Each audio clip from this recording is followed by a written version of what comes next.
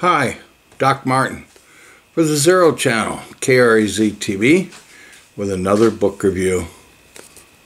This is a book that, well, I'll bet the author wishes that he didn't have to have written this, and he's glad that he did, though, but it's a tremendous story. It's Knife, a meditation after an attempted murder by Salman Rushdie.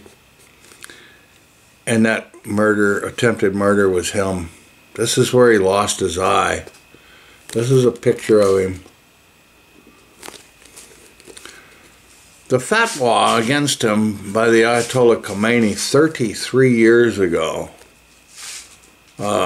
he never dreamed it. I mean, he had to be cautious, but after 33 years, he was at Chautauqua at a writers' conference and all, and a guy just ran up, and in 27 seconds, his whole life changed forever. He was stabbed 15 times, lost his eye. It was horrendous. It's something I'd never ever want to happen to anybody. And he was aghast, and he barely survived. I'm telling you, he was slashed to death, and oh God. But this is the impetus of this book. So it's by a Random House. It's a large print. It says, from internationally renowned writer and Booker Prize winner Salman Rushdie, a searing, deeply personal account of enduring a brutal attempt on his life 30 years after the fatwa was ordered against him. On the morning of August 12, 2022, Salman Rushdie was standing on stage at the Chautauqua Institute preparing to give a lecture on the importance of keeping writers safe from harm, when a man wearing black clothes and a black mask rushed down the aisle towards him, wielding a knife. His first thought was, "So it's you. Here you are." What follows was a horrific act of violence that shook the literary world and beyond.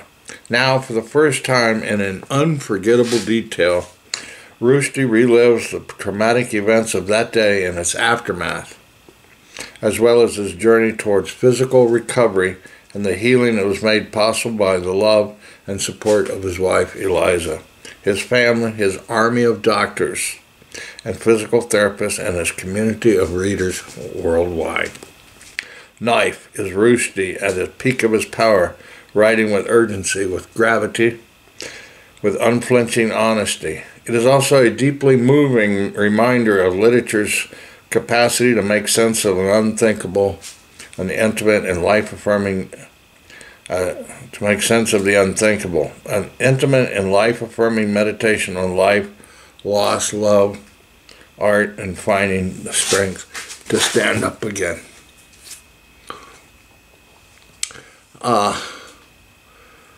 He was talking about, well, what really got him in the trouble was the satanic verses.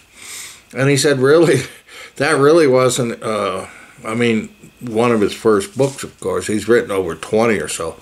But he just said, he just didn't, of course, he knew once the fatwa was done, but it was some crazy YouTubey on YouTube. Isn't that a coincidence?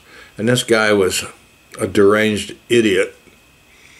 And he just called him the A, And he just couldn't believe it. And in this book, he also talks about his other friends, that he had many friends.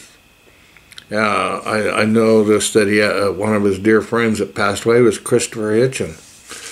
So, being all avowed atheist, it just floored him about this idea, about this crazy on religion, and the guy who did it wasn't religious either. He's just listening because he had no brain, But this is very poignant, and it's a very interesting account And at first he didn't know whether he wanted to do it, you know, or face it. But he said, no, the real secret to adversity is getting back on your feet and facing it and dealing with it. So that's why I'm showing you this book of Salman Rushdie. I have not read, I may have read one of his other books, and I can't even remember its name. And I just think he's a great writer, and he's really moved the world, you know. And he was talking about Charlie Hebdo and those people that were killed in Paris over the whack job that did the cartoonist deaths and stuff. And never in a million years he dreamed that that would have happened. And then it was over and done with, and so fast that... So, you know, folks, this story, though, is really compelling to be prepared in your life. You never know when the next thing's going to happen to you that you have no control over, and it changes your life forever.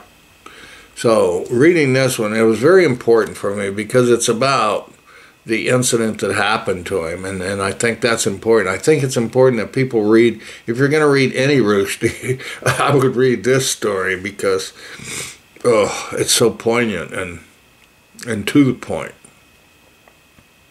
It's an amazing story. It's not a very big read, but it is about, well, his thoughts and feelings, and I'm so happy that he is still cooking along, and he's got another book coming out also, or had another book. It was like a few weeks after he was hurt that the other book came out. I think it was called Victory City or something. I can't remember. But get the book. It's at your public library. We got ours at the Tucson Public Library. And remember, have compassion and read all you can too, and learn, and just remember, a lot of people endure a lot of things, and so you don't have to.